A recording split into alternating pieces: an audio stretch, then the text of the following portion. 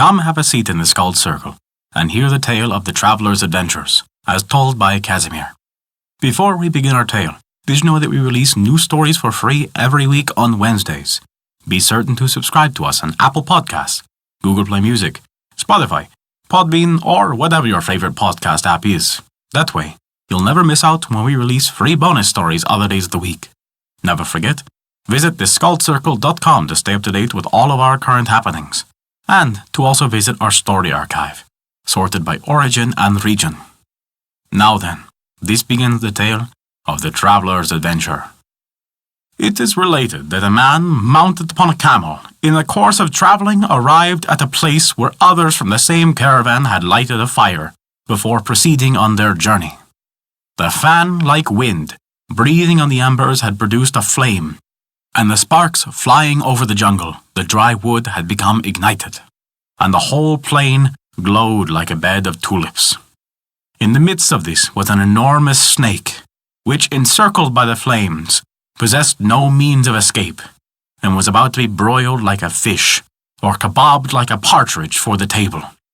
Blood oozed from its poison-charged eyes, and seeing the man and the camel, it thus supplicated for assistance. What if in kindness thou vouchsafe me thy pity? Loosen the knot which my affairs are entangled. Now, the traveller was a good man, and one who feared God. When he heard the complaint of the snake, and saw its pitiable condition, he reasoned thus with himself. The snake is indeed the enemy of man, but being in trouble and perplexity, it would be most commendable in me to drop the seed of compassion, the fruit of which is prosperity in this world, and exaltation in the next. Thus convinced, he fastened one of his saddlebags to the end of his spear, and extended it to the snake, which delighted at escape, entered the bag, and was rescued from the flames. The man then opened the mouth of the bag, addressed it, and thus: Depart whither thou wilt, but forget not to offer up thanksgiving for thy preservation. Henceforth, seek the corner of retirement, and cease to afflict mankind, for they who do so are dishonest in this world and the next. Fear God, distress no one, this indeed is true salvation. The snake replied, O young man, hold thy peace, for truly I will not depart until I have wounded both thee and this camel. The man cried out, But how is this?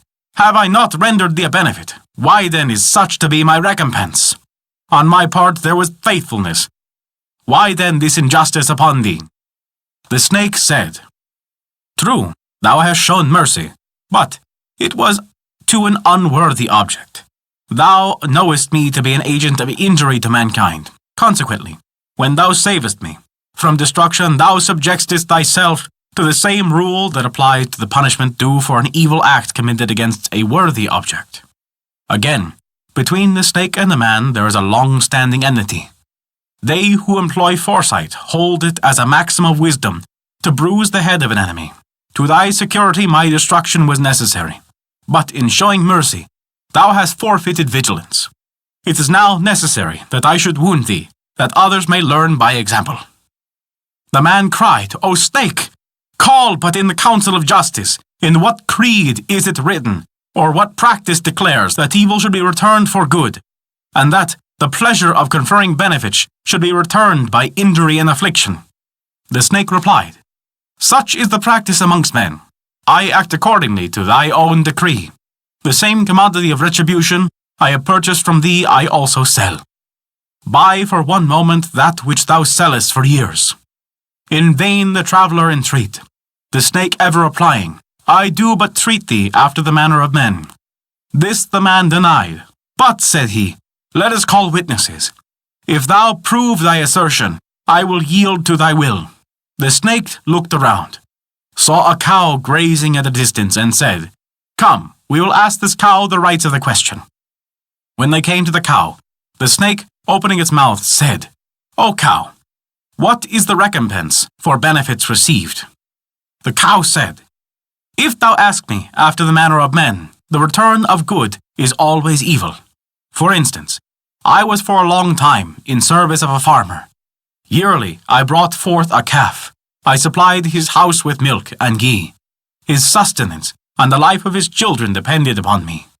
When I became old and no longer produced young, he ceased to shelter me and thrust me forth to die in a jungle. After finding forage and roaming at my ease, I grew fat, and my old master, seeing my plump condition, yesterday brought with him a butcher to whom he has sold me, and today is appointed for my slaughter. The snake said, Thou hast heard the cow. Prepare to die quickly. The man cried, It is not lawful to decide the case on the evidence of one witness. Let us call another. The snake looked around and saw a tree, leafless and bare, flinging its wild branches up to the sky. Let us, said it, appeal to this tree. They approached together to the tree, and the snake, opening his mouth, said, O tree, what is the recompense for good? The tree said, Amongst men, for benefits are returned evil and injury. I will give you proof of what I assert. I am a tree, which, through growing on one leg in this sad waste, was once flourishing and green, performing service to everyone. When any of the human race, overcome with heat and travel, came to this way, they rested beneath my shade and slept beneath my branches. When the weight of repose abandoned their eyelids, they cast up their eyes to me and said to each other, Yon twig would do well for an arrow. That branch would serve for a plough, and the trunk of this tree, what beautiful planks might be made.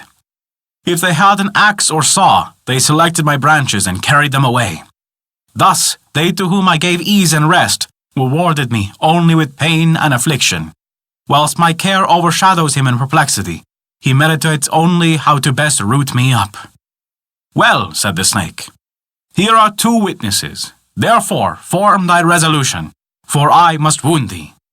The man said, True, but the love of life is powerful, and while strength remains, it is difficult to root the love of it from the heart. Call but 1 more witness, and then I pledge myself to submit to his decree. Now it so wonderfully happened that the fox, who had been standing by, had heard all the argument and now came forward. The snake, on seeing it, exclaimed, Behold this fox, let us ask it. But before the man could speak, the fox cried out, Dost thou not know that the recompense for good is always evil? But what good hast thou done in behalf of this snake to render thee worthy of punishment? The man related his story. The fox replied, Thou seemest an intelligent person. Why, then, dost thou tell me an untruth? How can it be proper for him that is wise to speak falsely? How can it become an intelligent man to state an untruth? The snake said, The man speaks truly, for behold the bag in which he rescued me. The fox, putting on the garb of astonishment, said, How can I believe this thing? How could a large snake such as thou be contained in so small a space? The snake said, If thou doubt me, I will again enter the bag to prove it. The fox said, Truly, if I saw thee there, I could believe it, and afterwards settle the dispute between thee and this man. On this the traveller opened the bag, and the snake, annoyed at the disbelief of the fox, entered it. Which, observing, the fox cried out, O young man, when thou hast caught thine enemy, show him no quarter. When an enemy is vanquished and in thy power, it is the maxim of the wise to show him no mercy.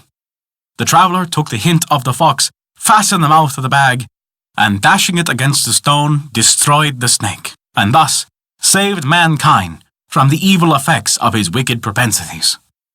And that is the tale of the traveller's adventure. Thank you for listening to our story. If you enjoyed it, please take a look at our Patreon page to learn how you can earn great rewards while also supporting us. We appreciate even the smallest of contributions, as they allow us to continue to release new stories for free on Wednesdays, and also to provide bonus stories for your listening pleasure. Visit us at theskaldscircle.com to view our story archive, sorted by origin and region, and to stay up to date with all of our current developments. We'd also like to extend a special thank you to Kat for their support this month. It means the world to us. Once again, thank you for listening to our story.